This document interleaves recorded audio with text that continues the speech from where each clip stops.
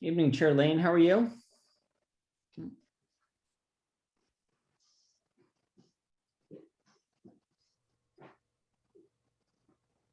Hey, Tony. Hi, Kevin. Nice timing on your report. Well, thank you. Yes. By the way, do you know you send it to the children of the school committee meeting members, not the members? Yeah, I do. I do. I had a special file made for me that when I type in the kids' names, their parents come up. So yeah, you have it. It looks like it's their kids, but it's actually. Does it look like their kids on your end? Yeah, I see the children's first name, That's funny. like Ashley Sherlock. Yeah, I know. Yeah. See, I don't think people outside the organization know that though, because I'm surprised that you see that. That's interesting. Because I had Lauren saved as, yeah, and sometimes, yeah, anyway, it's true. So I forwarded it just in case the school committee members would not be opening their children's mailboxes. No, it's not actually the kids' email addresses. It's actually the parents' email addresses. But I've Okay. associated the parents' emails with the kids' names. So if I want Well, to email about Ashley Sherlock, which is unlikely at this point, um, yeah, yeah, very unlikely. yeah, yeah. Good evening, Madam Chair. Hi, good evening. Evening.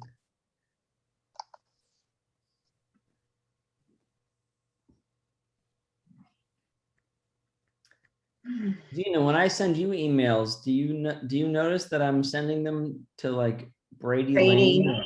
It comes up that way to you too. Yeah, it's mostly Brady. Yeah. I think all of my correspondence, which is interesting. I don't know why it would just not come to Mason, but it just says like Mason Lane or Brady Lane. But it's your email address. Yep. Yeah. I think if you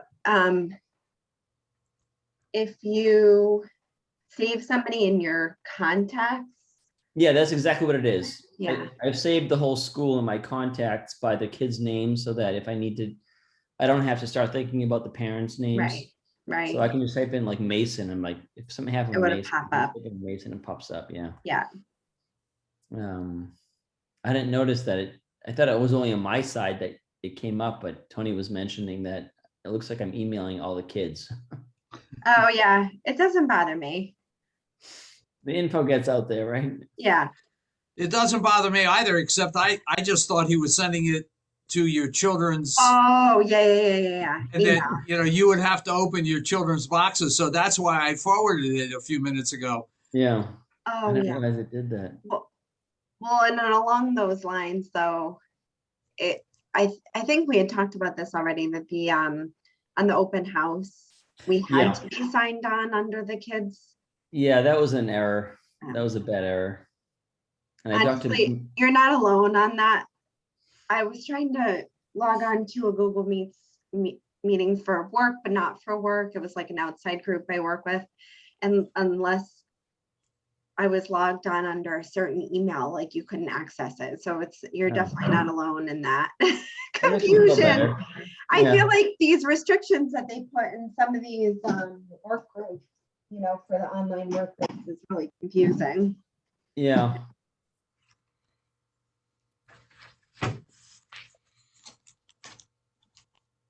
Oh, nobody from the committee is here.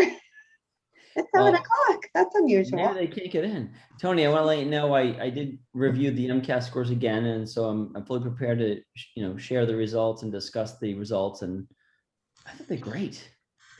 Are you going to steal the screen? Yes, and by accident we got in a fourth grade page, so I'll just slide past that one. Okay. I don't know how I accidentally included, I think, the fourth grade results, and it's a small group, so I'll just. Yeah. Don't even mention it. Yeah.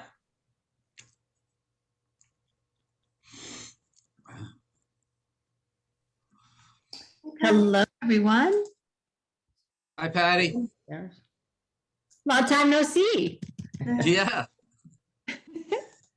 I hope your chair is more comfortable where you are than that bench. Actually, that bench is not very uncomfortable. I was content to step away from my computer for a few minutes. So. I have no complaints.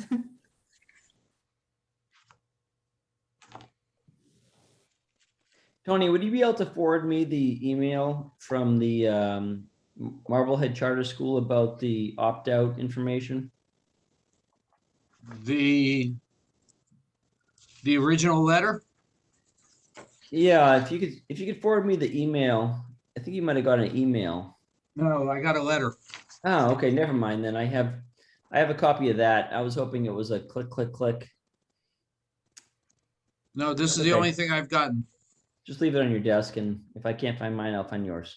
Okay, perfect. Thanks. Hey, Michelle. Michelle, hi Beth. Hi. Plus, I'll be in tomorrow again because I'm gonna get my flu shot and I'll stop in. My old timer flu shot. Ah, Oh, stop. There's no such thing. If it makes Yes. you feel any better, Alan also already got his. And Yeah, it's the over 65 special dose. oh, do they really have a special dose? Yeah, yeah, it's 20% stronger or it's 20% more volume by volume. I'm not quite sure what it is. I thought you were just saying because you're getting it early. No, it's a geriatric Dose. shot. Chris was reminding me that when I got shingles last year, it was 10 days after my second COVID-19 vaccination. So there may have been a link. Ooh. Your immune system reacting. Yeah. But Go ahead. we're ready. I think so. I think there's enough of us here that we can get started. Yep. Michelle, are you ready? I'm ready. All right. Why don't we call the meeting to order at 7:03? If we could all rise and say the Pledge of Allegiance. I pledge allegiance To the flag of the United States of America and to the republic for which it stands, one nation, under God, indivisible, with liberty and justice for all.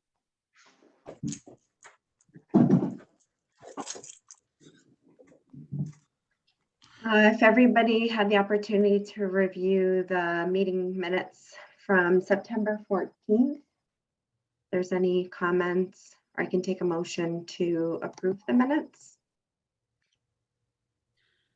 I'd happily make a motion to approve the minutes from September 14th, unless Beth has a comment. I was going to make the motion, so go ahead and I'll second the motion to approve the minutes from September 14th. Thank you.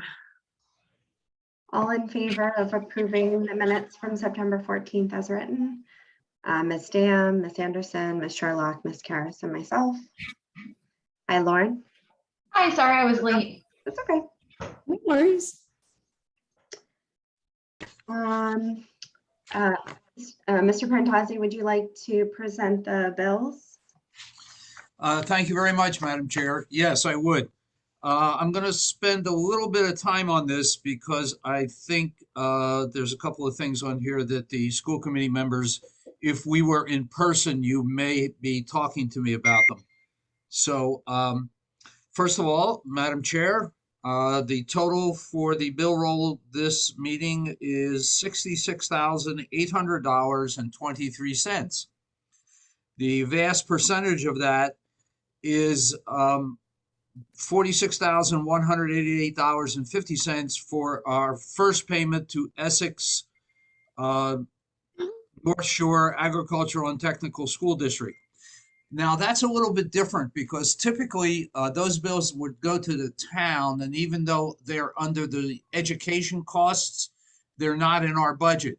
But the new administration would like that to be handled through us, and so we are appropriately responding to that request. You will see in the bill roll this month that several staff members are getting money from the school district coffers. So I simply want to explain it to you. The first one is about 10 lines down. It's $35 to Tony Parentazzi. That is a reimbursement for my fingerprinting. And let me explain that. That isn't fingerprinting in order for me to keep or get my job. That's a special federal program that we're going to be taking part in our preschool program. It's federally funded, run through the state, through the early education department. They require all staff and all administration that is part of their programs to go through their own fingerprinting and records checks. So even though I've been fingerprinted at my own expense, and even though I've been quarried, that process requires a special clearance. Now, if you remember back a few years, there's been some real issues with early childhood supervisors and staff, so you can really understand why they're so sensitive and so careful. The other reason I want to bring that up is that you will see our 4 staff members who work at the early childhood also getting a $35 reimbursement, because after I go through the process, then everyone who works with the children have to go through it. Okay? Any questions about that? No. Kevin Andrews is getting a $45 check, and that's because he put in a Craigslist help wanted ad and used his own credit card. Christine Katzos is getting $87.50, and that's because she used her own credit card for QuickBooks Online and Constant Contact. Maddie Federo, one of our new staff members, is getting $600. She did not use her credit card a lot. That's a reimbursement for a professional development. The Unit A contract calls for reimbursement for costs of professional growth and education. It is capped, both individually capped and also capped as an annual expense for the school committee. And the rest of them are just typical, very, very typical. And actually, if you take the 46,000 off, it's a very light month.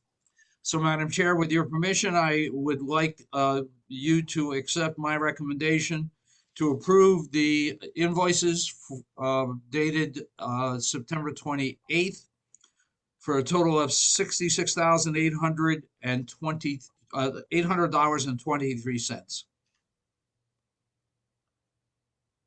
May I ask a question? Please. And I know I should already understand this, but just to make sure I understand it correctly.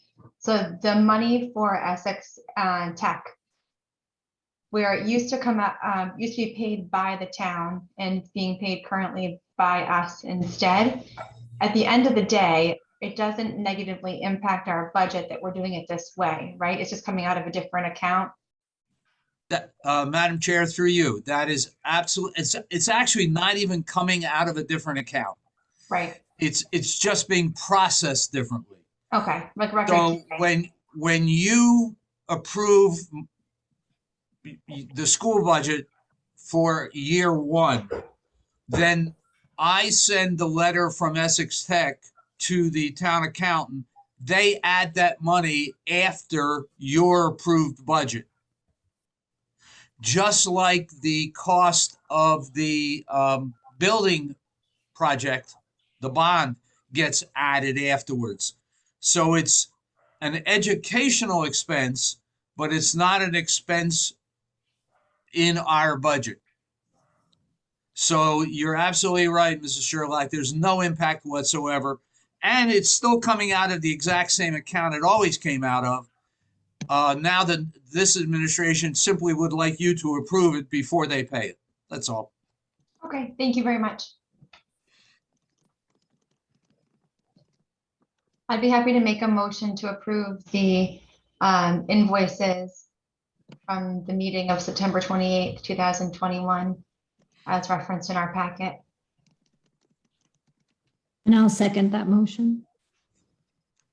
Thank you, Ms. And, Karen. and for the minutes, Madam Chair, that was $66,800.23. Cents, yeah. Sorry. And the second was, I'm sorry, I missed that. That was Thank Ms. you. Karen. Thank you, Patty.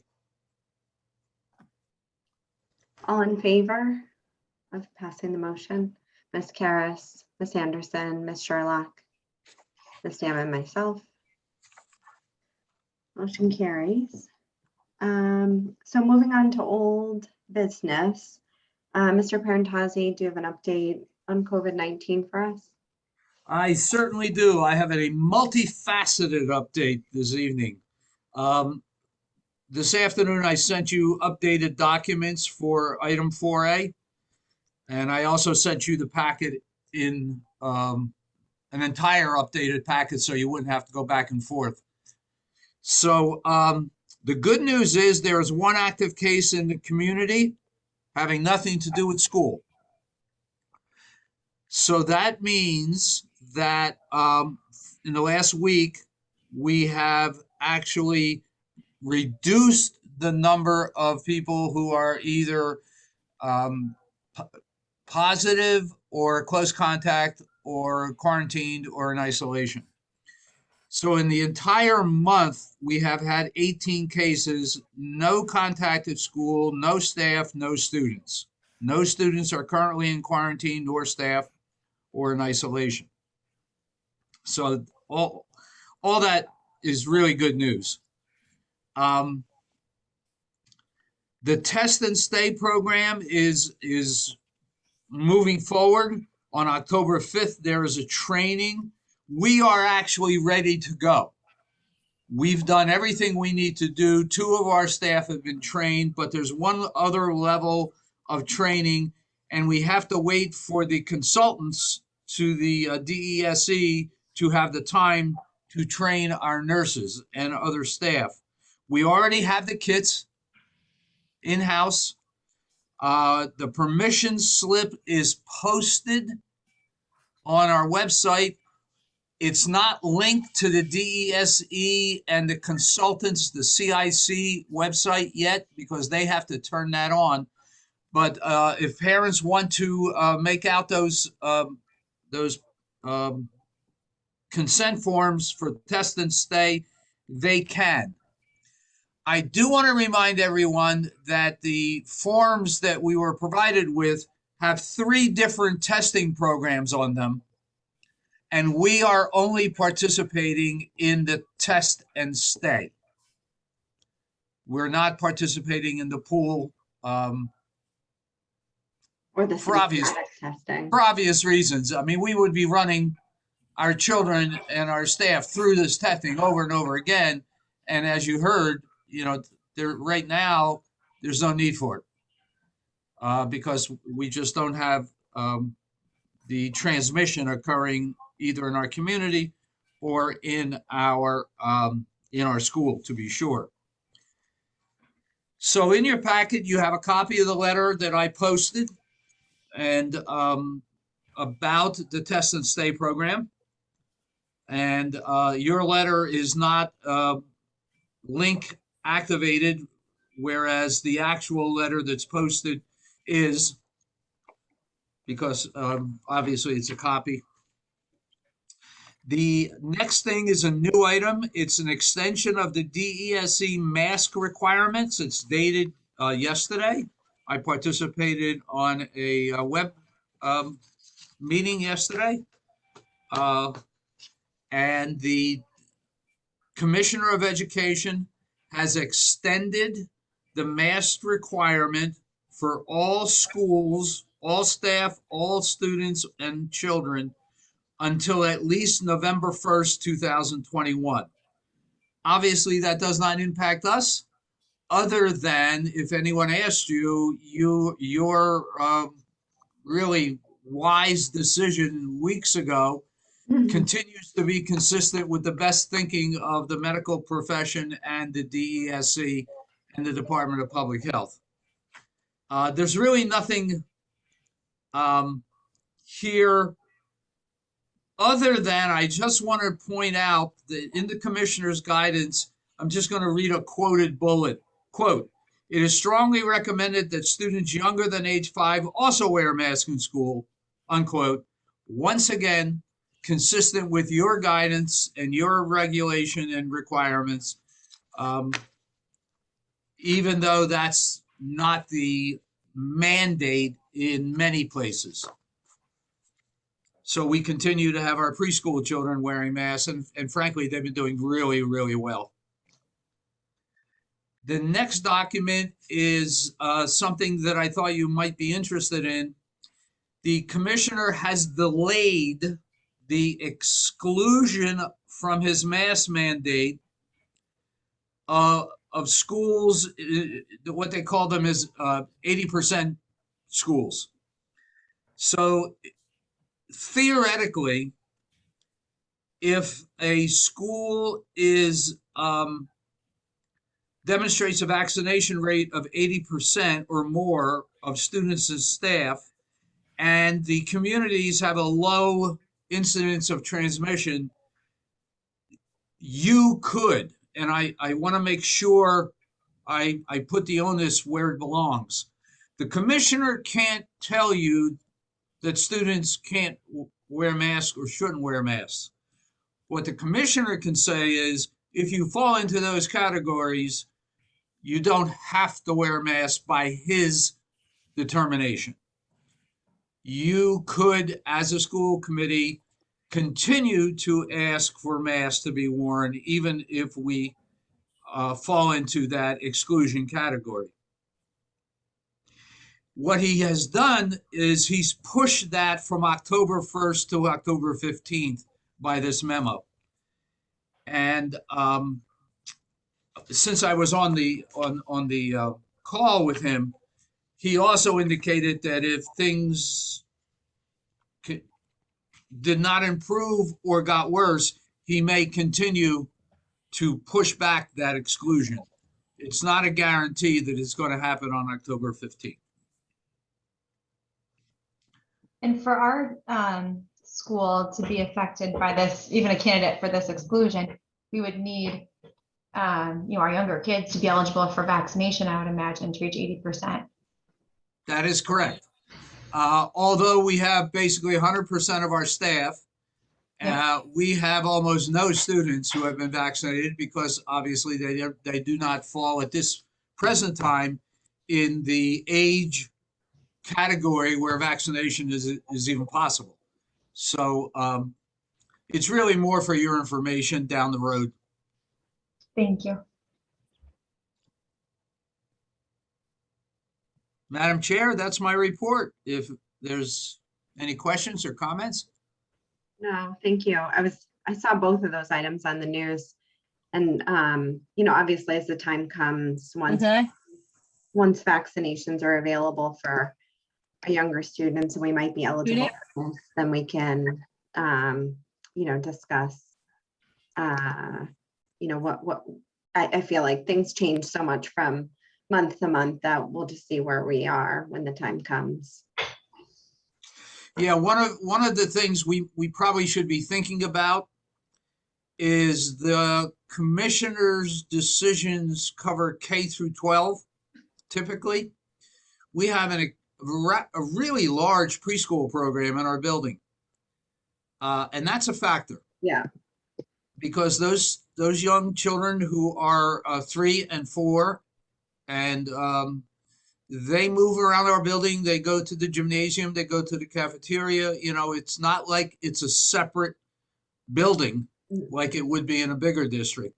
So I'm just saying that because even though his determination may be X, because of the physical structure of our school, you may, and we may offer a different recommendation. yeah, understood. Mr. Parentazzi, would you like to then talk about the solar energy and LED lights? Yes, Madam Chair, I would. At the last Board of Selectmen meeting, the Board of Selectmen authorized the town administrator to sign the documents that you authorized me to sign previously. We have been in contact with not only each other, but with our consultants, and we are now in the process of contacting National Grid to make sure that they are going to accept us into the program, because we don't want the town to have a relatively large, for us, legal expense for having an attorney do all those documents. If you remember, there were 3 documents. One had 50+ pages. And obviously for an attorney to go through them and put the proper information in, particularly the power agreement and the lease agreement, we want to make sure that we are going to be accepted into the program by National Grid. So I sent an email to our consultant today, and I said, how can you help us? So that's what is holding up the solar right now. The LED project is being held up by materials being on order. However, at some point in the near future, the work may begin on making the building more weather tight than it is, because there may not be the material delays in weather stripping and those kinds of items. They may be more readily available. So we are moving forward on both fronts. I can't thank you enough for being so attentive to our building and making sure that we have a structurally intact and sound facility. It's so important, and it's so easy for some of these things to start slipping and not to notice them. And the fact that you're so attentive and on top of it is so incredibly valuable and wonderful. Thank you. Well, you're very welcome. It's my pleasure. That's my general contracting background from many, many years ago. Not every superintendent has that skill set, and man, it's wonderful. Thank you, Tony. I've never in my life seen a superintendent get out and help build a ramp. I mean, I'll tell you that. It's really something else. It really is amazing. And I didn't even break a finger or anything.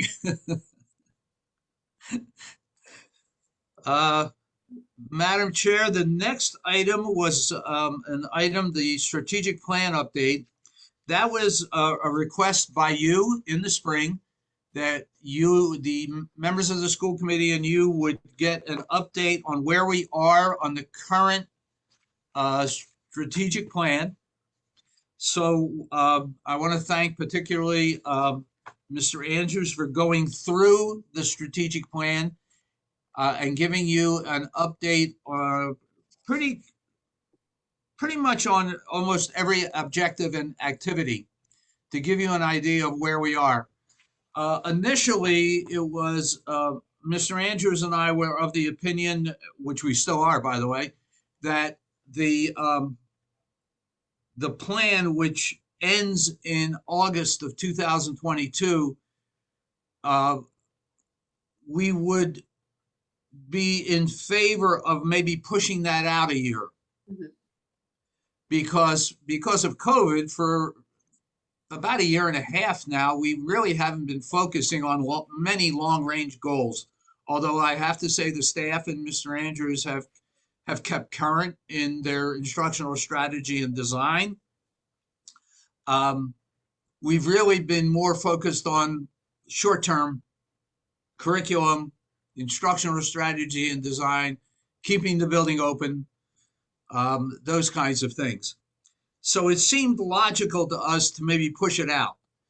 You can tell by the membership of the committee that drew up the strategic plan that it's a pretty intensive process.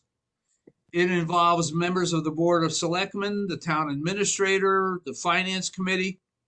So it's not a small task. Although Mr. Andrews and I do a lot of the legwork and a lot of the preliminary work to draw the initial plan with its initial focus, the committee members really fine tune it and obviously are responsible for recommending it to you. So, Madam Chair, you have before you the results of our review of the current status of the 5-year strategic plan.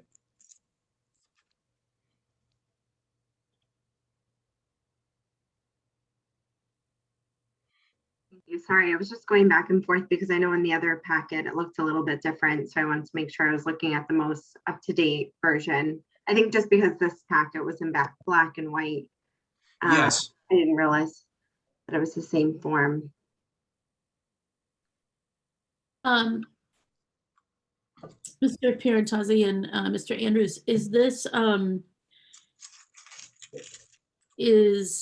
have you two updated this since the committee worked on it, or did that whole committee continue to update? Like, when was the last time it was updated and by whom? Madam Chair, through you, about 2 years ago, in the pre-COVID era, the school committee reviewed it with me in the spring of, I'm going to say 19. Yep. Yeah. Right? Did I get Yep. that right? That's Okay. right. And we made some changes. If I remember, there was one particular goal that we made some changes on. I apologize for not being able to bring that back instantly, but That's okay. I think there was something about, was it when we added it for like an inclusive environment, something Yeah. more specific about? That sounds familiar to me too. I was going to say it was about an inclusive environment, and that was really a response to some of the transgender changes that we had made in the building in terms of our restrooms and things Yeah. like that. Yes. Yeah. Thank We you. wanted to make sure that we were continuing those efforts and maturing them. Yeah. That I didn't see anything specifically about that in this version of the plan. So I was thinking I about. wonder if that was, Madam Chair, if I may say, I wonder if that was in a school improvement plan. You know, it's so tricky with when you have one school in one district to make sure you're keeping those straight, because I know that we review that plan too annually with the school committee. And I'm quite certain that we updated that part with diversity inclusion on the school improvement plan, which is annual. Whereas the strategic plan, I believe might be the same as it was 5 years ago. Yeah, And now the that you only say that, I difference think would you're be- right. Yeah. Yeah, the only difference would be that, and the format is very similar too. The only difference would be Yeah. our notes under each area. And Yeah, I can get you a vertically, a better orientation too, if it's hard to read it that way. I know it came across sideways on the scan. I think you're right though, about the fact that that's where we updated it. Yeah. When I Yeah, first started on the school, oh, sorry, Mr. Andrews, did you want to? No, go ahead. When I first started, I do remember looking at a document similarly set up, and I remember having some thoughts on the inclusion piece, which Mr. Andrews, I said I wanted to jump in offline. Did some thoughts, never did. So that's on me. But that doesn't, I wanted to own that, and I understand now this is a different thing. However, I do think, and I'm not proposing that we necessarily, I think I just want to mark this, that I think in any strategic plan, it is important to have the evolution of your inclusive practices be included in some way. And I was looking in the goals, and, for sort of a easy direct hit fit, didn't find, one that's a direct hit fit, except maybe communication with parents. But I will say, like, just as my experience as a person in the world, an educator and a parent, that I think people are at different levels of, or different walks of inclusivity right now, particularly around race. among other things, certainly the school's efforts to support transgender students are notable. And I personally care about that as I occupy, a related space, but but race is also like, omni-center for me personally with our family being diverse, but I do think that it is important for all kind of school supporting governing bodies to, especially in these times, folks of color are looking for a direct commitment to inclusivity. And so I wondered, if we're voting on this tonight, this comment is too late. And it could be a comment that we think about in terms of just our practice. If this is work that is evolving, maybe there is a way that we could state our commitment in this document, just because it is a strategic plan and that feels important. So just that's a suggestion. Madam Chair, through you, if I may. Number one, I totally support that. We spent a lot of time on this in 2017 and 18. Of course. And 18 and 19. I do want to point out, and this is thoroughly from memory. I think we may have strengthened the value, which is on page 5, and frankly, we probably should have strengthened the action steps and the goals. I remember we talked about making, they're not numbered, so the 5th value stronger. Mm-hmm. And we say recognize, respect, and celebrate the uniqueness and dignity of diverse individuals and group.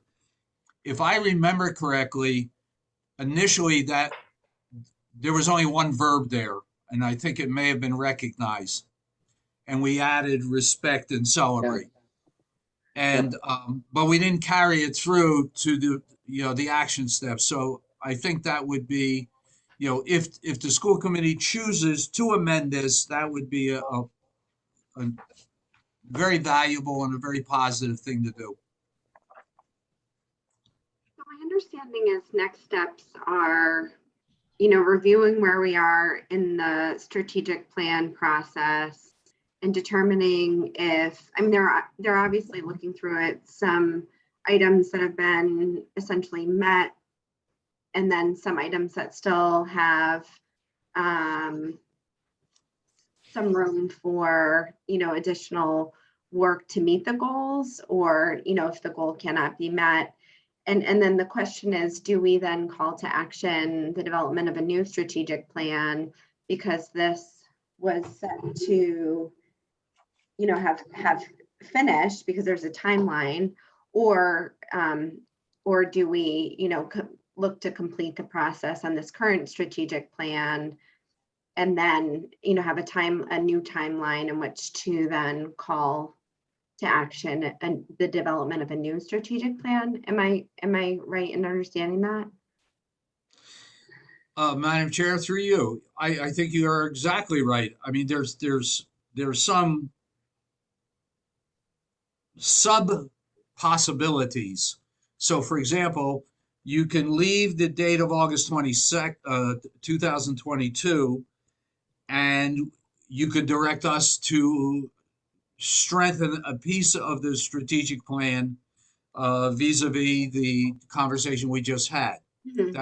That's one thing you could do as a committee. The committee could determine that you wanted to extend the strategic plan for 1 more year or 2 more years or whatever.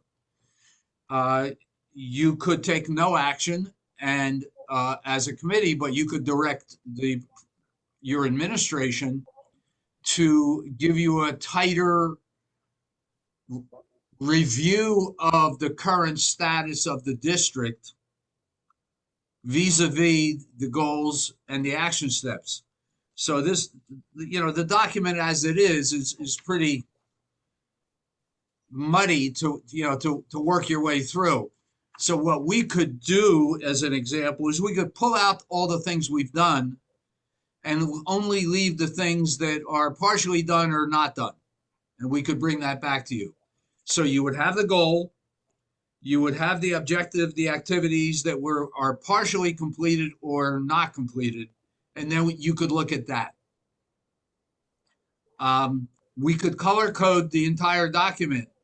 Actually, we couldn't, because I don't know how to do it, but someone could do it.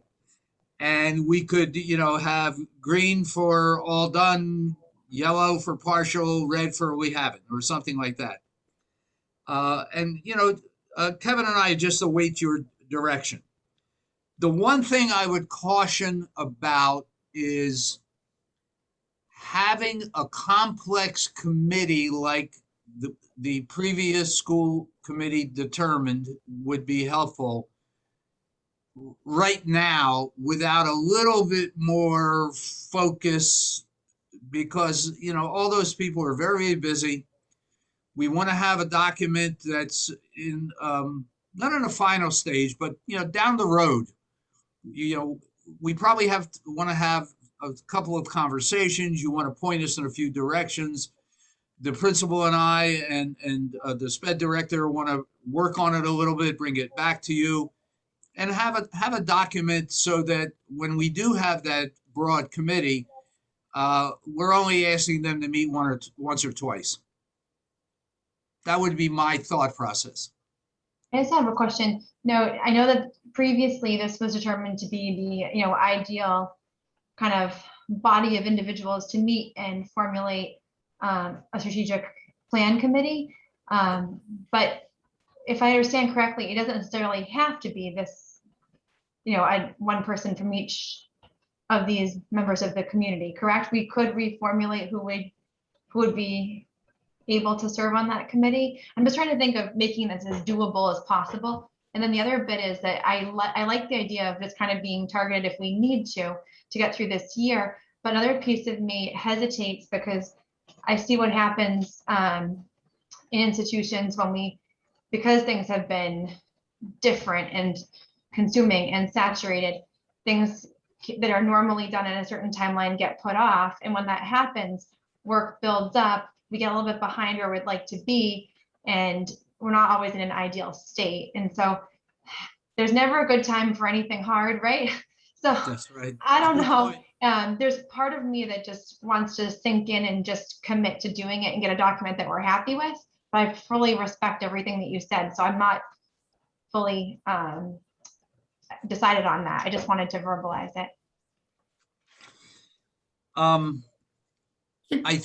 If I could be so bold as to suggest the thinking of the previous school committee 5 years ago, without the support of the town administrator, the board of selectmen, and the finance committee, our strategic plan may have expenditure requirements that would end up futile if not supported universally in the community. I think that was their thinking about having, a member of the Board of Selectmen, a member of the Finance Committee, and the town administrator present. We could do this just ourselves, Is it possible to do a lot of the legwork as like optional attendance for those members, but that they don't have to be there as a lot of the process is formulated, and then once the product is in final stages of development to bring in people, and so that we're not consuming time? Yep. Yeah, we certainly could have a process that was two-step.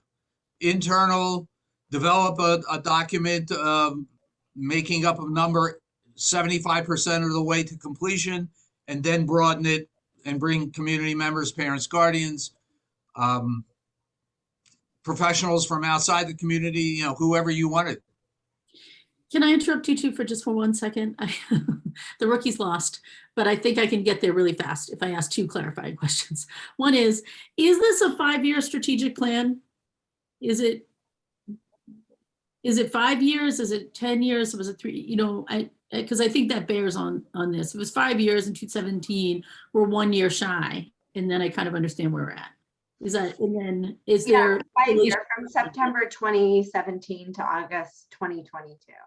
Right, okay? so we usually formulate it that year in advance before it's expired. for the And next 5 years. so we've never quite finished it up and tied it with a bow because so many things have happened in the last Right. 5 years. And even on a regular, I don't know what a regular year is in a school district, but it's hard to get there, which totally get. All right, so I understand. So we're trying to figure out, do we add a year? Do we say for this year, make some, finish it up? You're going to point out what's not done. We dive in, finish what's done, and have it done and use it as the basis of our thinking, I guess, next year to how we're going to do the next 5 years. Is that true? And then we would probably already inherently have an option to like maybe extend for a year. So this could be true for 2 years. Or do we start over because we never finished this one? Is that what we're kind of weighing right now? And I Got think it. because it takes so long to develop the strategic plan, I think the point is that if we're going to, acknowledge the timeline ending next August, that we need to get started on developing the new strategic plan. Right. I mean, I think that, obviously things to some extent fell to the wayside because of COVID, but looking through that items that we wanted to move upon and where the updates are,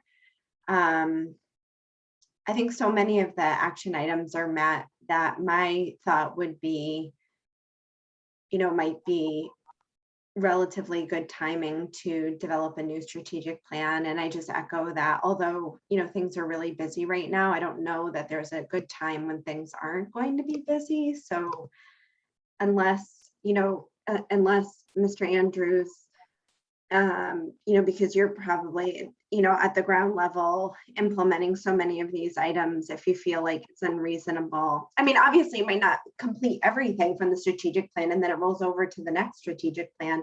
But I just Right. think, so my personal opinion is that so many things, have gotten accomplished. It might be good timing to start organizing ourselves to develop the next, 5 years goal. I hear that. I feel of two minds on this now that I can give more of a substantive comment. If that's okay. Does somebody want to jump in on this part first, and then I have just some thought. Okay. Patty, did you want to jump in, or Michelle? Okay. Yeah. Okay. I'm working on how much space I take up. So in the ideal world, I think it does make sense, right, to start with a new, if you haven't buttoned it up and there are, places that you want to grow and finish up or do better or do differently, right? The last 5 years have had 3 major national world events with a massive change politically in Washington that definitely, comes right out. It even affects us right here in Little Nahant. National reckoning on racism, and most of all, a global pandemic, right? That all of those things have changed the fabric of nearly everything about who we are, except our resiliency as human beings. And so I think that in and of itself, I think, requires a new strategic plan. The realist in me, and this is a place where I in advance, I cannot divorce my professional life from my service as a school committee member. I personally would feel completely overwhelmed if my own governing body said we got to do a strategic plan this year. And Mr. Pierantozzi and Mr. Andrews might feel absolutely fine about it. So I defer to them. But I think it's a tough year for the school system to do that. So I wonder if there's a place to carve the middle. Could this be sort of an exploratory or pre-planning year? Like we say, yeah, we want to do this, and we're going to try to work this year to get the right committee together. That's, I would argue, try to get some diversity on the committee racially, and use the other ways in which you have, and I don't know all the people that were there 5 years ago, there may have been racial diversity there then, but all the other ways that you all have obviously looked well at a group, and see if we can get that group together, maybe have a few meaning like 2 maybe initial conversations about how the planning process could go. And then see if we can get the groundwork right to dive into something that's palatable and supported next year and use, 22, 23 as the place of launch, I wonder. And again, this is, somewhat individual and then some other thinking just about the times. So that's what we got. Madam Chair, if I may say, I do wish that this was a more typical year, but I am still finding that we are still redesigning how the kitchen works and the cafeteria works and things like that. So I was hoping that we'd be back to typical, but I think we are spending some time redesigning how we get to halfway normal, I think is where we are right now. And so to me, it seems like a good planning year to look forward, as Ms. Anderson mentioned.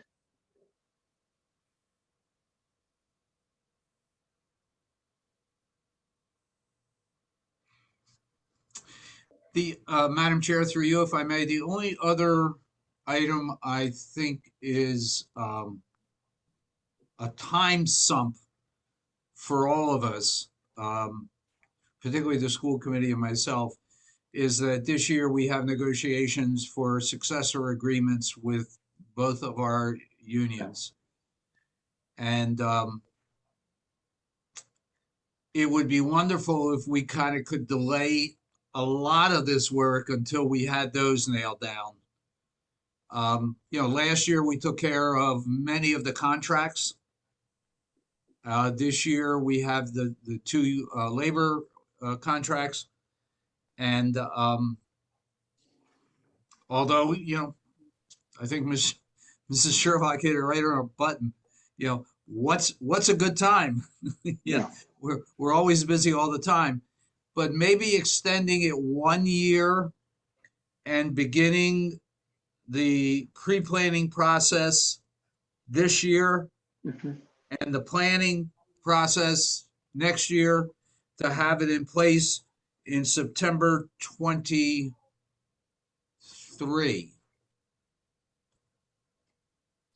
Like we need Yeah. to make any amendments to the current strategic plan. I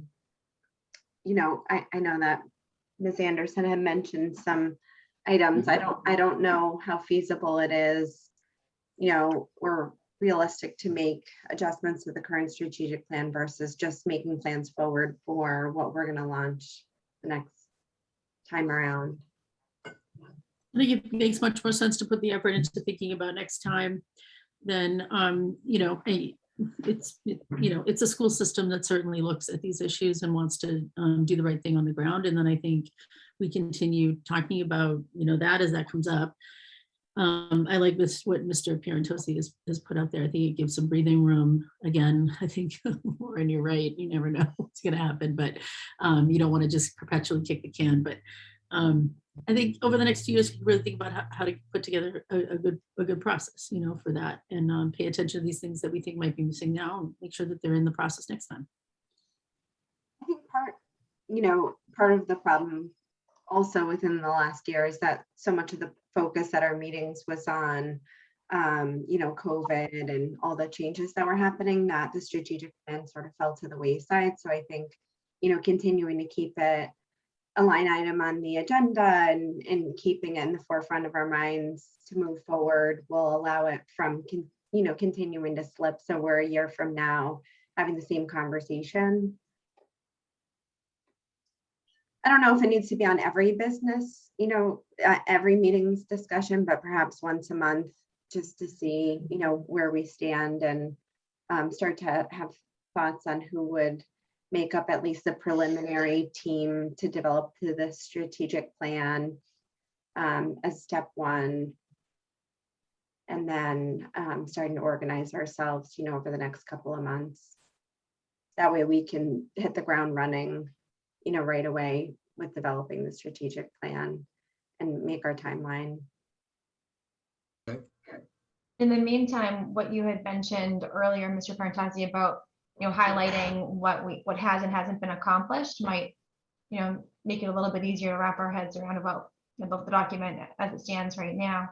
And bearing in mind that our school improvement plan is a document that kind of spins off of the strategic plan, right? Like the school improvement plan is almost like, if I remember correctly, is like, the plan that kind of reflects the strategic plan and then implements it and talks about what we're doing and when. And I do feel good about the fact that in that plan, we do recognize our commitment to inclusion and diversity more explicitly. I'm glad about that. So I'm looking forward to that, making its way into the strategic plan next time for sure. Is the school improvement plan something that the school committee is also in charge of? The school improvement plan, there's a different committee, right, Mr. Parentozzi and Mr. Andrews?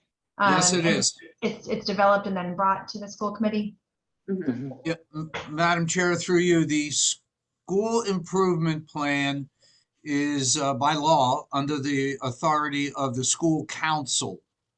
And the school council determines it and then brings it to you for your review.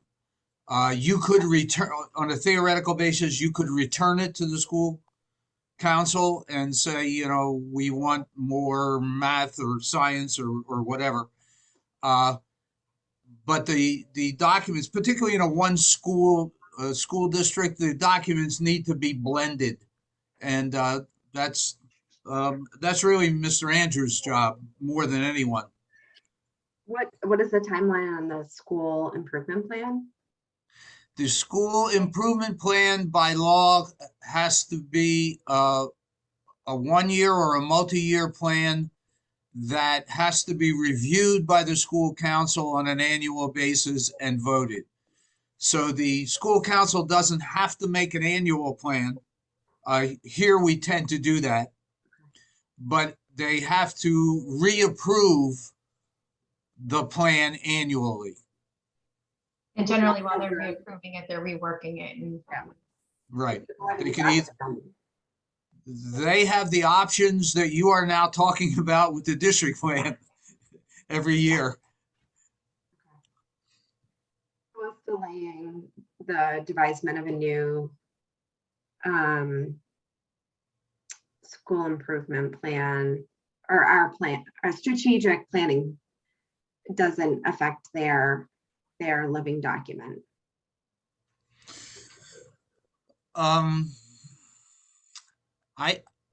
I would say that the strategic plan gives the broad direction, and then the school improvement plan establishes the more detailed manner in which the broad direction is accomplished at the school, and this is what's important, the classroom level. Right. I served on the school council 1 year, and we use the strategic plan as our reference as we developed our school improvement plan. So we literally had the strategic plan laid out in front of us at our meeting, making sure that everything we were doing was in line with achieving those goals. Right. Can I ask, is it typical that all strategic plans are 5-year plans? And in the business world, they typically are 3-year plans, not 5. So I'm very curious as to the 5-year plan. Madam Chair, if I may, I think that's an outstanding point. I have multiple comments, none of which are truisms. They're half emotional and half knowledge. Number one, I do not think educational institutions are known for the rapidity of response ever. That's both a positive and a negative. We don't make a bad turn very often because we don't make a lot of turns, and we try not to wiggle. This district never had one till I came here, and I suggested that we should. And I believe the members of the committee were righteously conservative about not doing it too often. And we are only an elementary school, So we don't have the rapidity of movement that a district that has a high school may have, in my experience. And I don't mean that in any way to be a negative. You know, high school age students and high schools dramatically shift in a couple of years sometimes in their emphases on different subject areas, different items. Whereas elementary schools are more the foundational elements of education, so they're a little calmer and a little slower in movement. I think that probably covers why. In the bottom, the last thing I want to say is there's no reason to have a 5-year plan if the school committee wants a 3-year plan. It'll be 3 years or 4. Even numbers are fine too. Although we don't have to decide that right now. Okay. No, I was curious. So thank you. Yeah, I mean, the whole concept was new to the school district and the community 5 years ago, 4 years ago. So, or 5, actually, it took us a year to develop it. So, but it can change anytime. So here's what I hear so far, and I'll take any other direction. We need to emphasize some of our diversity strengths in any document as we move forward. We want to keep it on our agenda for the school committee about once a month, short term.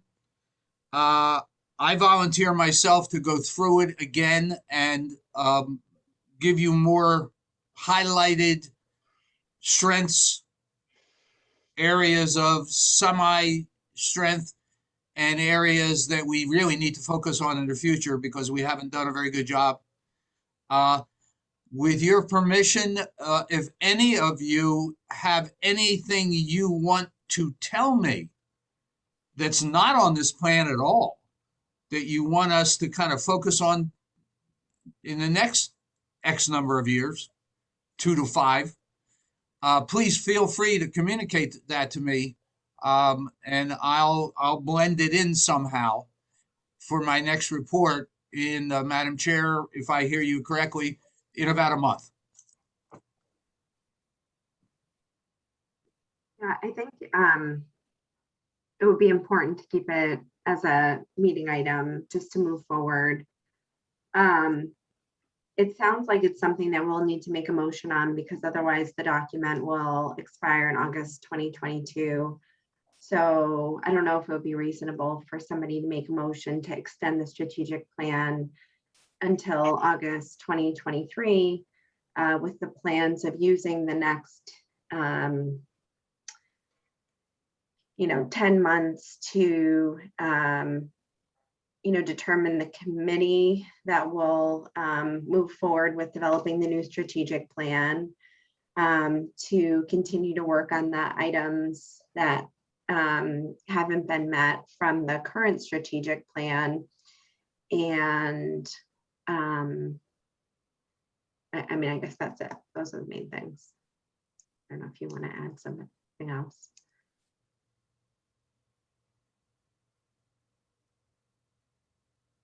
Would anybody like to make a motion or add anything else? Gina, just so I have the minutes to accurately reflect the motion to propose to extend the strategic plan for 1 year with working on the plan for implementation of the new plan in September of 2023. So the committee would start meeting next fall to develop the new strategic plan that would then be implemented in August of 2023, correct?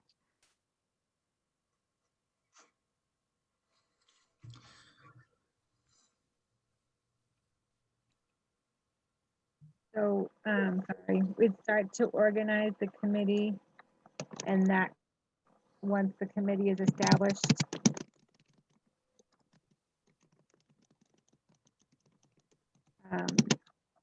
it'll be worked.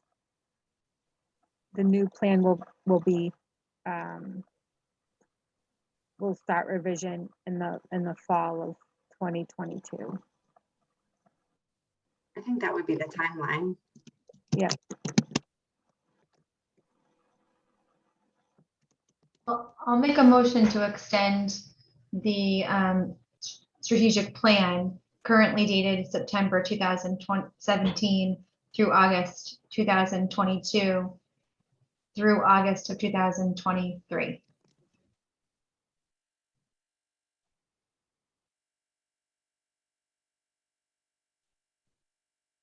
And I'll second that motion. Thanks, Patty. Any discussion? All in favor of passing the motion as raised? Ms. Sherlock, Ms. Karas, Ms. Anderson, Ms. Dam, and myself. Mr.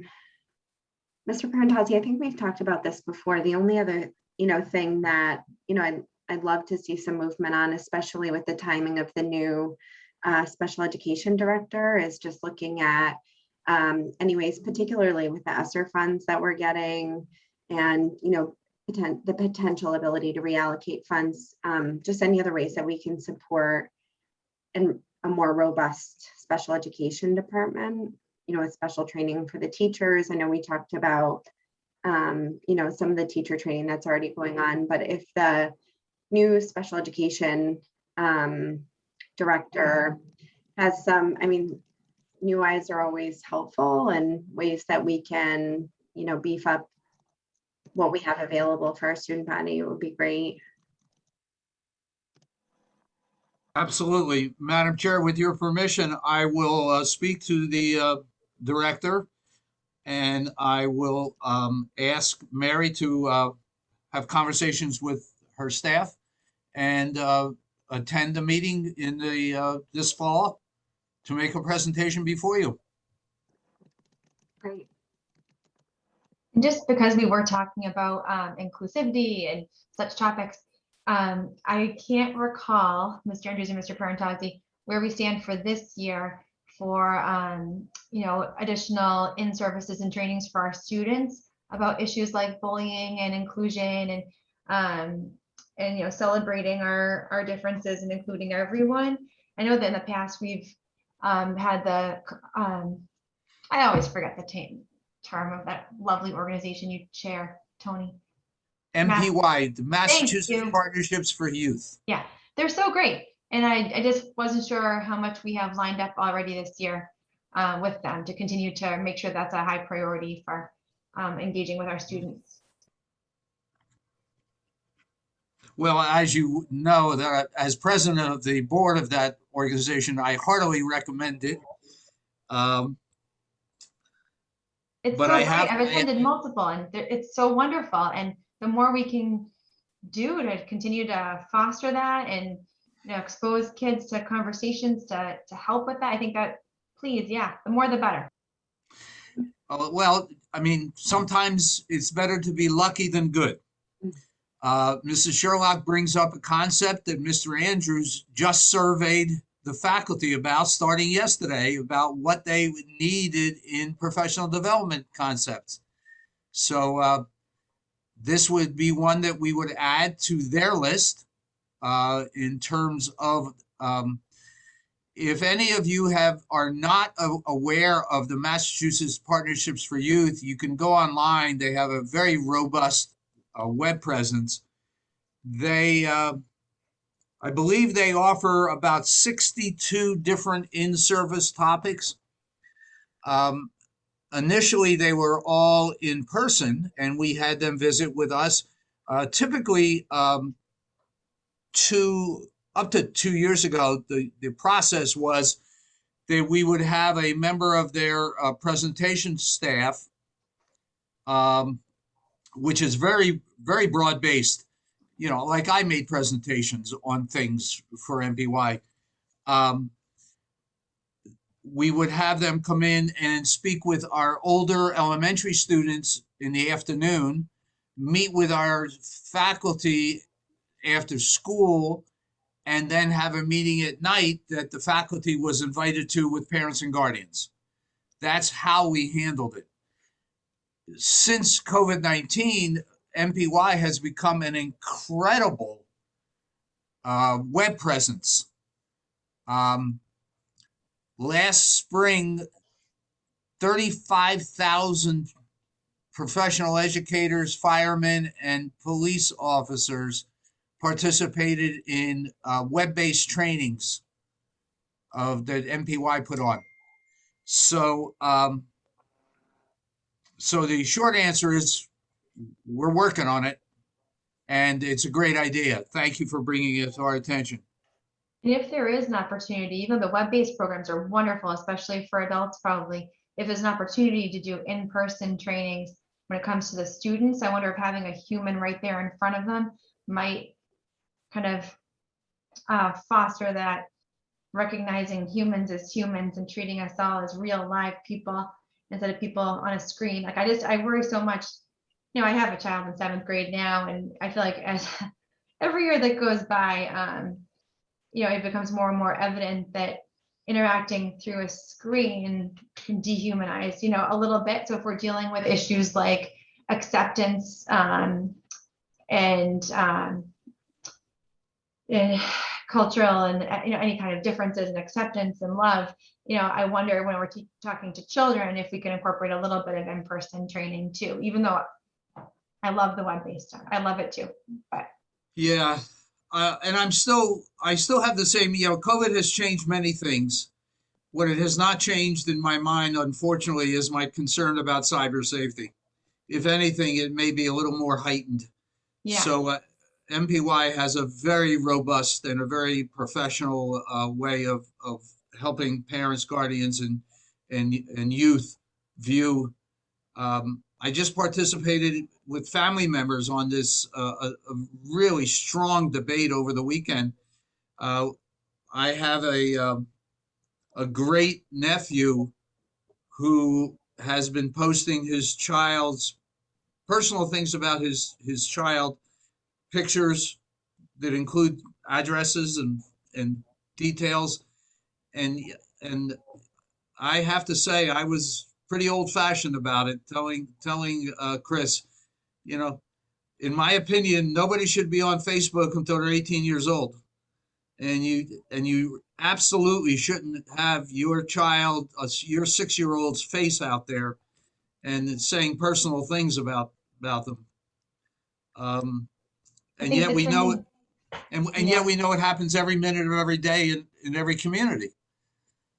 I mean, I could personally benefit from another in-service from MPY when it comes to, you know, all these things. I think a lot of us can, over the adults and children over the course of time. And the cyber safety one was incredibly helpful. The anxiety and depression one was incredibly helpful. I could go on and on about the value to the programming that you brought to the school, so into the community, not even just the school. We invited the community to these evening events, and it was, I think, really helpful. Even if the audiences were small, you know, the impact can be big. Tony, I just looked at the website for a second and was very impressed. I was not expecting to see a 5-part training on microaggressions. That is not something that I've seen in sort of the mainstream world. And I know of Cynthia Weeks Bailey's work. So, you know, like if more white leaders, educators, business, everybody spent more time with microaggression training, we would be in a lot better place as a whole community. And certainly that would be a place, you know, it would allow Black folks to do a lot of healing, you know, and Black kids. And so that's great. That's really great that they're diving into that level of anti-racism work. You know, there's a difference between diversity work and anti-racism work. And it's nice to see that this organization that you know have helped steward is doing that work. So I'm excited to learn more and possibly use it outside of this venue. That's great. Thank you. So I'm going to hijack the meeting for 30 seconds. Ms. Anderson, organizations such as those you work for are eligible for membership. Excellent. I will be diving in. I have been racking my brains about microaggression training for my you know, for my staff, and trying to do this equitably with a staff that's very diverse. And so, you know, I think that's great. It's great that you mentioned that students are involved too. You know, I heard a quote the other day that if Black tiny children are old enough to experience racism, white tiny children are old enough to learn about it. And Absolutely. yeah, and so I was really, that's been sort of the inspiration, galvanization for me this week, and it's great that, you know, we can talk about those things here too. So bravo, thank you for that. Well, Thank you, everyone. yeah, why don't we move on? Mr. Parentazzi, do you want to give a facilities update? Thank you. I thought I'd give the members of the committee a break from lengthy superintendent's reports tonight and zero in on just the facility. We've had a lot of action, so I'll go very quickly. We had multiple bees nests, which are typical for this time of the year, and we had an exterminator out last week who took care of them all. Today, a very timid coyote was around. You know, I know it must be the same coyote that is wandering Nahant. He or she found a way to get here, but now probably can't find a way to get out of here. But the children were all inside, and the coyote does not seem to be a problem. As a matter of fact, the poor coyote is probably much more fearful of the students running around than we are of him. But I did want you to know that in case you heard about it. We continue to have an air conditioning leak in the nurse's office. It was fine today, and of course, because the air conditioner wasn't on. But if that persists, I'm probably going to shut down the air conditioner in that office and simply get a window air conditioner for it, because James tells me the leak is multiple decades old and we just can't seem to figure it out. Our hot water heater will be replaced on October 6th by Russo Plumbing. We got 4 bids. The difference between the high bid and the bid that we accepted was $1,100. So it was a process that was very worthwhile.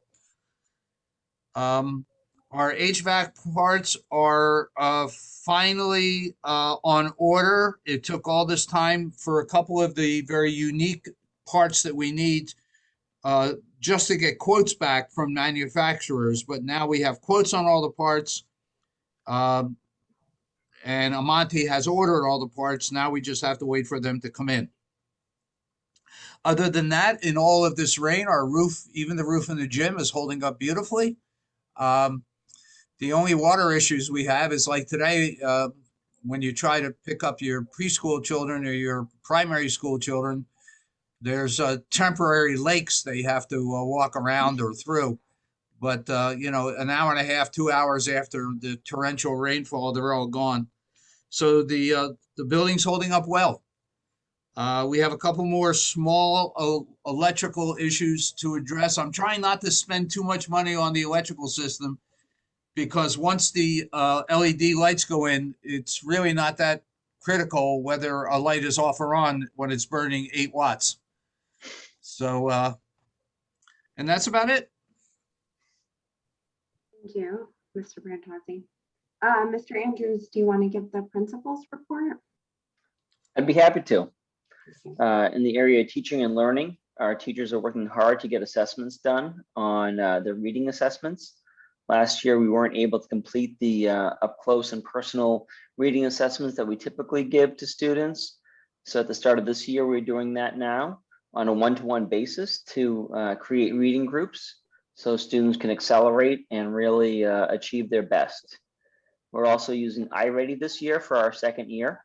That's in math and ELA. And it's the second year of no cost iReady assessments to give teachers an idea of where the strengths are, where the areas of growth are, and where they should target their instruction. We'll be looking at those scores on our November 1st Professional Development Day. We also have some new support staff that are able to support some of the guiding reading initiatives. Those are Sam Martin and Emily Joden. and they Superintendent Parentozzi will likely speak to that, and they're available to support small group reading in the school, as well as recess and lunchtime. I want to thank the PTO for continuing to offer enrichment classes this year. That's another nice thing that's come back in 21-22 with a run club and a science club. Both are held outside and after school because we still have restrictions on what's happening inside the building. But we're glad that the PTO is willing to work with us and determine best ways to keep students safe, healthy, and fit, and learning in an experiential way outside of the school day. I also want to let parents know and also let the school committee know about the students who are arriving early. I'm seeing students come as early as 7:30, 7:15 sometimes, down to the Gaga pit and biking to school on their own. They're welcome to join the school and come onto the school grounds down below there. I think it's great to see so many students engaging with each other in an appropriate manner, exercising and getting their workouts in before school starts. And once they come up to the school building, we have supervision.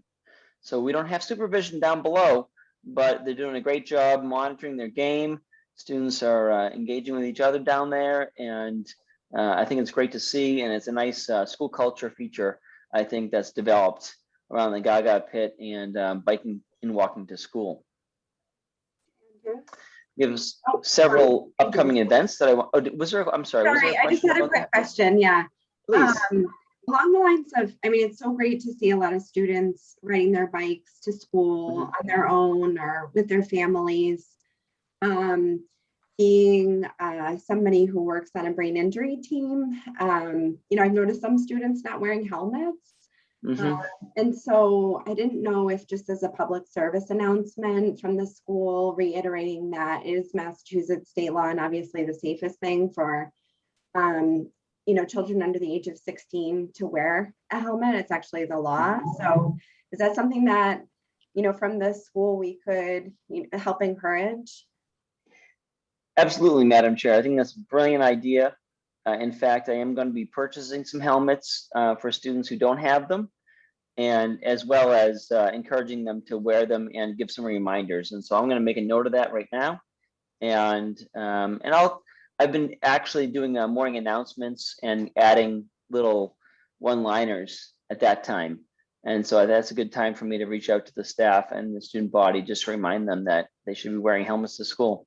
Right. And then providing them if they don't have them, because that might be the case as well. Yeah. That's such a great idea. Thank you. Does our safety officer from the police department, I know that over the summer before the start of school, there was the bike safety initiative and the police you know, participated. Does the safety officer from the police department ever come and do like little meetings with the kids and kind of reiterate things like that? It's great coming from the school itself, but I wonder if it would get a little impact. I don't know. No, that's a great idea. I'll make note of that as well. We did have a helmet fitting check at the start of the school year when we did the bike rodeo. But I think having them come maybe even during recess and lunch, you know, or maybe during that early arrival time, you know, I think that would be probably the best way to, you know, have them have the kids who are riding their bikes, you know, chat with them and talk about safety.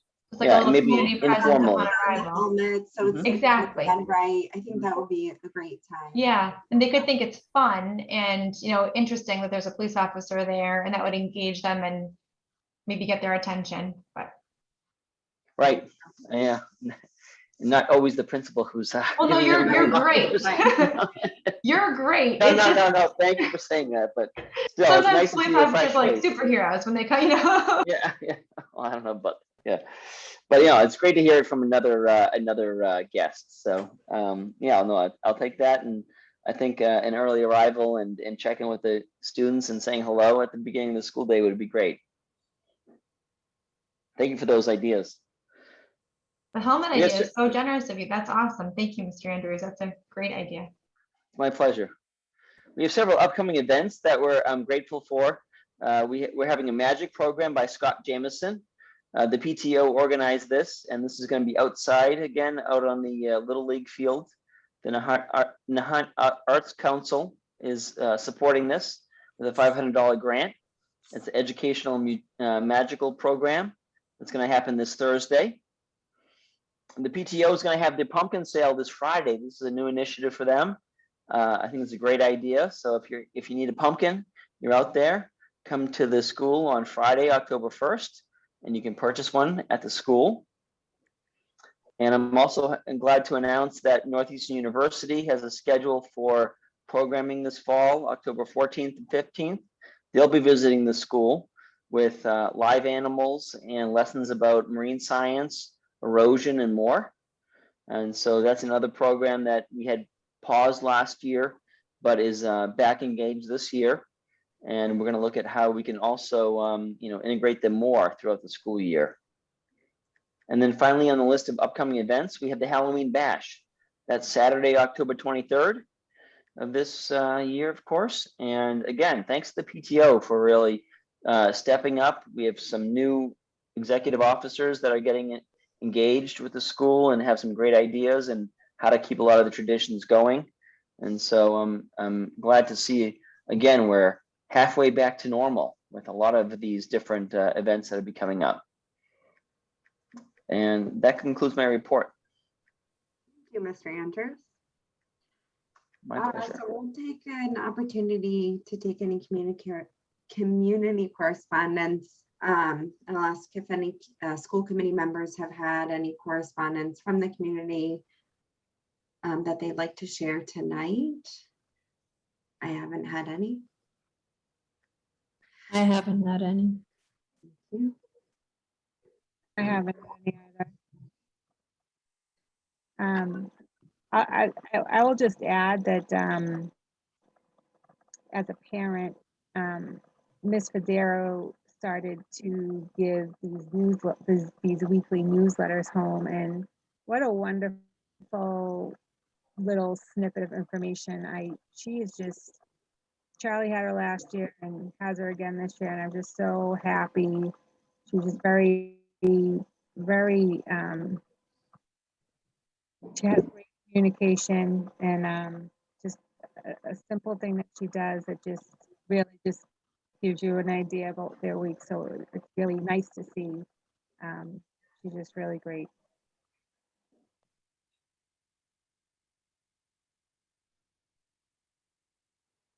I'll say the same thing for Miss Weibel.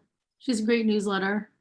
And it's really nice to know, I mean, both of our teachers, Miss Antrim too, gives out all the information about what's going on, and but it's an extra step, and it's really great that they do that. I feel very informed as a parent.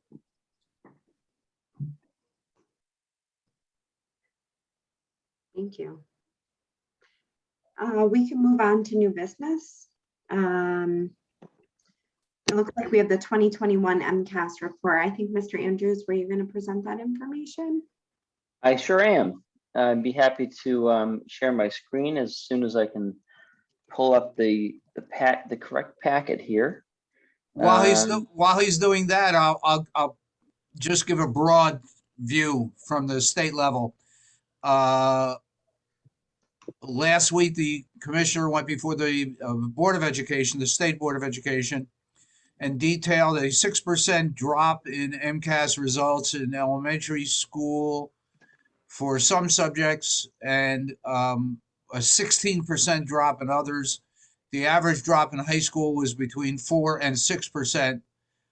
More of a drop in math and science and less of a drop in ELA, which is probably understandable because children and young adults had more time to read on their own, probably. We are fortunate that we were in school all last year, and the report that you're about to see is really about, it's more about less growth than it is loss of learning. And with that, Madam Chair, I think Mr. Andrews has figured out what to do, I hope. I sure have. Thank you, Superintendent Parentozzi, for giving us that broad stroke there. And if the host could enable me to share a screen, I'd be happy to do that, or I'd be happy to refer to part 8A in your packet.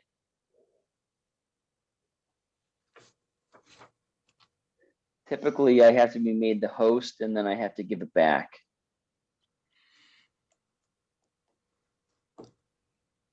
I think there's a feature where multiple people can have access at once. I'm certainly not that clever with Zoom yet. Sorry. Oh, I'm the host. Okay, great. So share the screen. I'm going to pick my screen. Here it is. I could have talked longer. Hey, you. All right. So I hope that you are looking at our first page of results here. And this page will show you the school compared to the state. In a typical year, our school is within 1 or 2 percentage points of the state, usually just north of the state in ELA, and in the past we've just been south of the state in math. And again, it's been within a few percentage points in the past. This year, I'm happy to report that we're a bit above the state, 3 percentage points above the state in ELA, a few percentage points and on exceeding expectations. But if you look at meeting expectations, we're a full 11 points above the state on meeting expectations. I'm sorry, I'm looking in ELA and math. Looking at the first and second chart here. Oh, and you can probably see my cursor as well. So I'm really pleased with the performance of the school and the work that staff did to get these results. In the area of science, we also bested the state on meeting and exceeding expectations. Excuse me. Too much technology at once there. Sorry about that.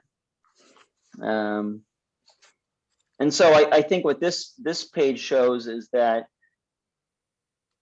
we performed better than the average school across the state, which is better than we typically do. And again, I would, recognize the work that our students did and our staff did, and the fact that we did have we had 80% of our students in person every day, 5 days a week, 6 hours a day, which was unique, I think, to the school. Well, not exactly unique, but only about 8% of our schools in the state were in person last year. Going to the second page of the report that you've been provided, I'm going to skip this one. This was a misfeed here. And moving on to ELA, this is a year over year. And here we're looking at 2019 compared to 2021. And if you look here, it looks like it was a typical year in 2021. We had an even level of performance in exceeding expectations with 11% exceeding expectations both years, 45% to 49% meeting expectations. And again, we're talking about different groups of students. So we're not exactly comparing the same student year over year, but really just the school year to year. And so looking 2 years ago when we last took the MCAS, it looks like it was just another year at the Johnson School, where of course it was very much not a typical year at the Johnson School.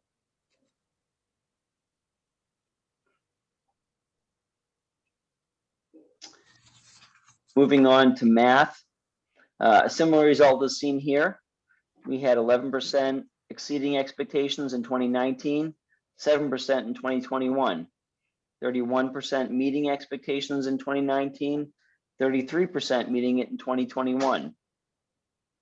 So again, I think that this shows that we were able to keep our students on task, learning, engaged, and performing as they had in the past, despite the fact that they were 6 feet apart, we were wearing masks, we were remote for 20% of the students, and we had a lot of challenges, as did everybody across the state and even at home and in business as well. So despite these challenges, I really feel like our faculty and students really stepped up to the plate, and families too, supporting their students at home, either learning remotely or with the work they were doing back at home, or when they were on quarantine, of course.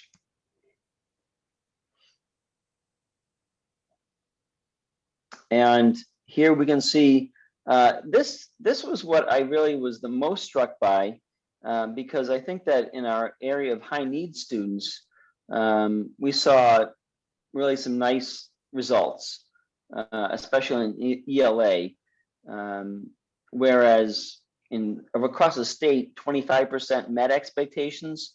At the Johnson School, 39% of our students who are high needs, that's low income, disabled and otherwise, met expectations.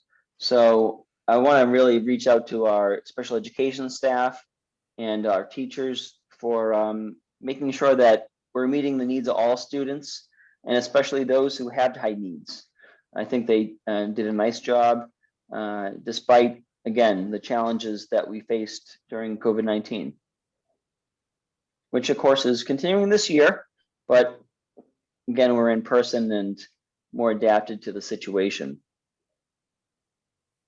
I'd be happy to take any questions folks have or comments that they'd like to make about the presentation. You should be so proud. This is really great. And it really reflects upon all the hard work of you and the staff, the teachers in the past year. This is great.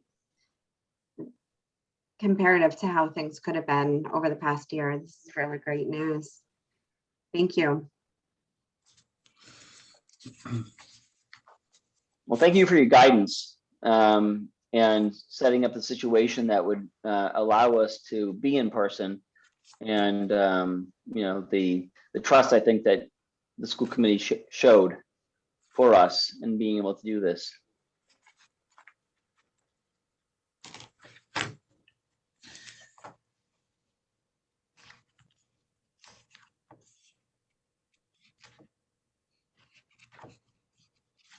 Well, if there's no other comments, we can move on to the emergency school closing item on the agenda. Thank you, Mr. Andrews. I just have one question, if you don't mind, just based on the MCAS. So, Mr. Andrews, I imagine you don't have to explain it all to me. I totally appreciate that. But when it comes to these scores that we get, and then, you know, how you work with the teachers to try to improve upon what I agree is already exemplary work, you know, that has been done in very difficult circumstances. That's wonderful. But you share these with the teachers, and then I imagine, and then you guys, you know, work together to figure out how to do even better, right? Absolutely. Yeah. Our next steps will be to share individual classroom results with their classroom teachers. So what you're seeing are the school-wide results. Of course, at a school committee member meeting, we don't share individual students or even individual classes typically, because we just have one class per teacher. But during staff meetings and professional development times, we certainly drill down, as they say, into the strands and the different areas that we can improve, whether it's fractions or decimals. What are the areas that we want to really strengthen in, and how can we use the MCAS, iReady, and other tools to make sure that the instruction we're providing is really top notch and that the students are getting what they need. From that, we also make what we call, growth plans for the students, especially students who are not quite meeting expectations. We try to narrow down what areas they're missing, and then develop a plan to get them to where they should be. Thank you so much. It's wonderful. My pleasure.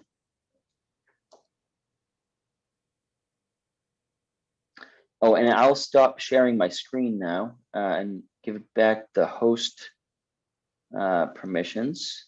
See, I go to my participants page. Let's see, how do I do this?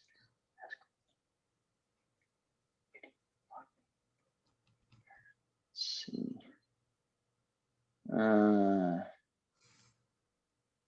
Stop sharing. Let's see here. Resume share. I'm sorry. No, that's not going to do it. Stop share. There's that part. Okay.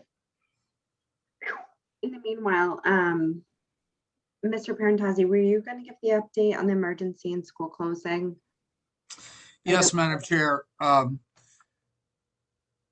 This time of the year, what I typically do is review my emergency plans for bad weather or unforeseen emergencies.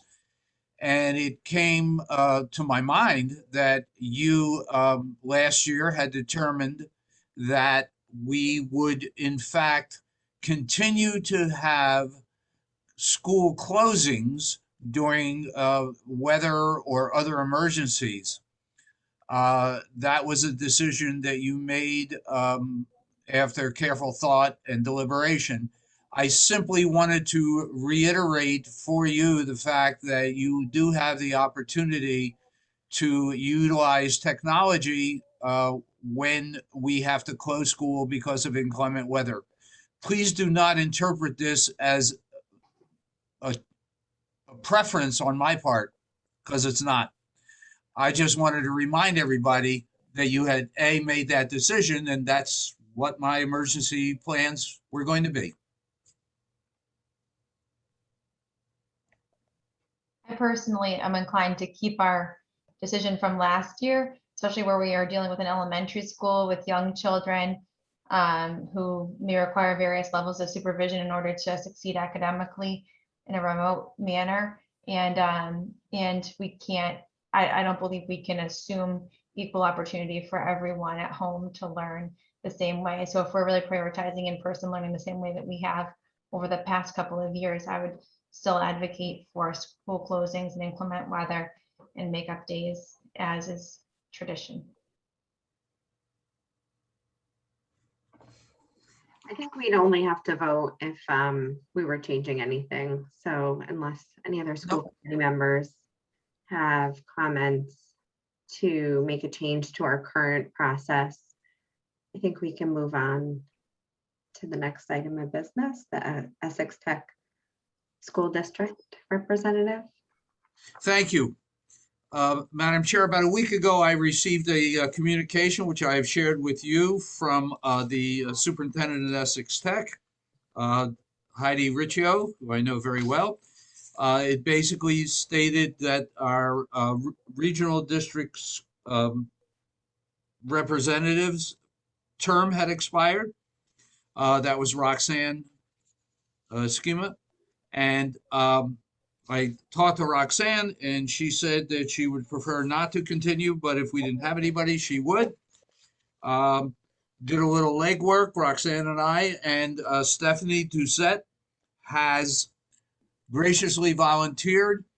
It's perfect. I mean, it couldn't have worked out better. Stephanie is a school administrator. She's the assistant principal of the Thurgood Marshall Middle School in Lynn. She also has knowledge about the education in Essex Tech on a personal level. Contacted Tony Barletta and worked with him, worked with Stephanie. Today I sent you 2 documents that I received. One of them I received like an hour before the meeting. One is a letter from Mr. Barletta indicating that he is going to recommend that the position be offered to Stephanie Doucette. The letter does appropriately indicate that she is his choice, utilizing the phrase with the consent of the school committee. Which is what the bylaw document that I previously had shared with you says.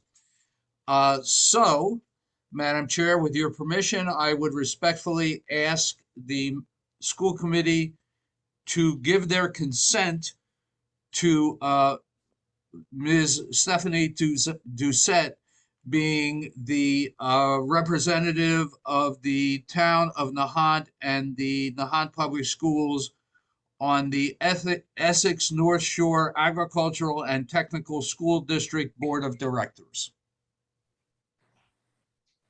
I'd be happy to make a motion as outlined by Mr. Parentazzi. If we need a motion. Michelle, do you have all of that? You're on mute.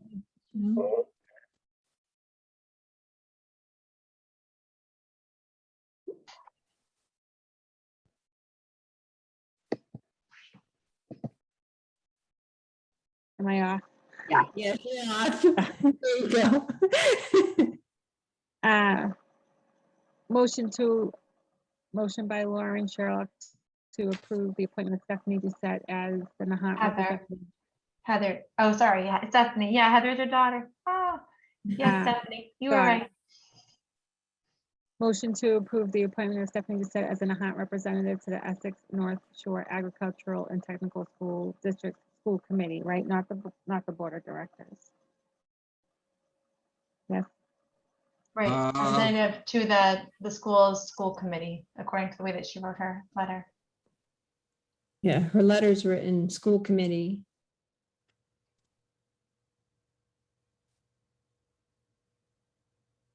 Yeah, and then the Essex is also written as school committee also, right? Yeah. Okay. Yep. So, so Lauren was the first. Motion by, was there a second? Did I miss it? Not yet. I just want to make sure you were okay. Yeah. I'll second the motion if need be. All in favor of passing the motion as written, Ms. Karas, Ms. Sherlock, Ms. Anderson, Ms. Dam, and myself. Thank you very much. I think that's all we had. Thank you to Roxanne and Stephanie. That's very generous. Both of them to have dedicated their time. I think that's all we had on the agenda for new business. Are there any personnel matters? Madam Chair, very quickly, I just want to tell you, as of this moment, I think our staffing hiring is complete. Sam Martin has been hired as a part-time paraprofessional educational support personnel. He also works in the after-school program for Island Roots. And Emily Jodine has been hired as a part-time educational support person. She also, until we get a music teacher, is going to be offering art and handiwork classes to our students in place of music. I checked as recently as a day or two ago. We have absolutely no music applicants. We are in the process of contacting area colleges and universities. So we'll keep plugging along. If anybody out there knows a musically talented individual who would love to work one day a week for a professional salary to teach our children, let us know. But we'll keep plugging along and keep trying. But rather than not giving our children a creative alternative, Mr. Andrews decided appropriately and positively that art and handiwork is really a positive alternative on a short-term basis.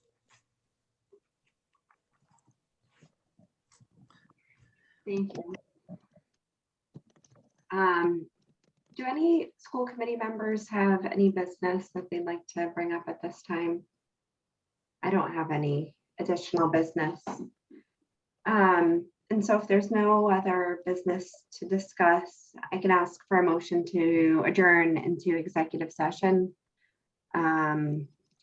with the goal of conducting a strategy session in preparations for negotiation with union personnel and to approve the executive session minutes from September 14th. We will not reconvene into open session.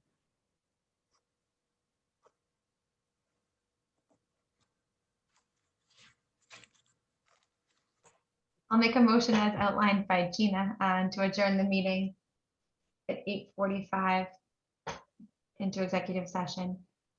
And I can say it all, but you just said it all. Is that okay? I second the motion made by Ms. Sherlock. All in favor? Unanimous? Good night. Thank you. Thank you. Mr. Andrews, thank you. Good night, Mr. Andrews. Good night. My pleasure. See you at Night, pickup. Kevin. Bye-bye. Good night. Thank you. Bye-bye.